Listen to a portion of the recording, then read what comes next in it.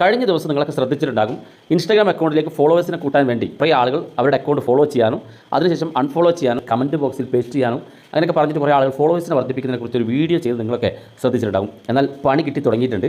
കഴിഞ്ഞ ദിവസം ആ ചെയ്ത ആളുകളുടെ ഒരുപാട് പേരുടെ അക്കൗണ്ട് ഡിസേബിൾ ആയി പോയിട്ടുണ്ട് എന്നുള്ള പുതിയ അറിയിപ്പുകളാണ് വന്നുകൊണ്ടിരിക്കുന്നത്. അക്കൗണ്ട് നഷ്ടപ്പെടാതിരിക്കാൻ വേണ്ടി നിങ്ങൾ ചെയ്യേണ്ട കാര്യം, ഇപ്പോൾ ഇൻസ്റ്റാഗ്രാമിൻ്റെ താഴെ കാണുന്ന വലതുഭാഗത്തുള്ള പ്രൊഫൈലിൽ ക്ലിക്ക് ചെയ്യുക. അതിന് ഏറ്റവും മുകളിൽ വലതുഭാഗത്ത് 3 ലൈന് കാണും, അതിനകത്ത് ക്ലിക്ക് ചെയ്ത് കൊടുക്കുക. ഇവിടെ നിങ്ങൾ താഴെ ഭാഗത്തേക്ക് അക്കൗണ്ട് സ്റ്റാറ്റസ് എന്നുള്ള ഓപ്ഷൻ ഇവിടെ കാണാൻ സാധിക്കും, അതിനകത്ത് ക്ലിക്ക് ചെയ്ത് കൊടുക്കുക. ഇവിടെ നിങ്ങളുടെ ഇൻസ്റ്റാഗ്രാമിനകത്ത് യെല്ലോ കളറിൽ അല്ലെങ്കിൽ മറ്റേതെങ്കിലും റെഡ് കളറിലോ ഇവിടെ ടിക്ക് മാർക്ക് കാണുന്നുണ്ടെങ്കിൽ ഏത് സമയം ഡിസേബിൾ ആയി പോകാനുള്ള സാധ്യത ഉണ്ട്. അപ്പോൾ നിങ്ങൾ ചെയ്യേണ്ടത്, കമൻറ്റ് ബോക്സിൽ ഞാനൊരു മെസ്സേജ് പേസ്റ്റ് ചെയ്ത് പിൻ ചെയ്ത് വെക്കുന്നുണ്ട്. നിങ്ങൾ ആ മെസ്സേജ് ഒന്ന് കോപ്പി ചെയ്യാം.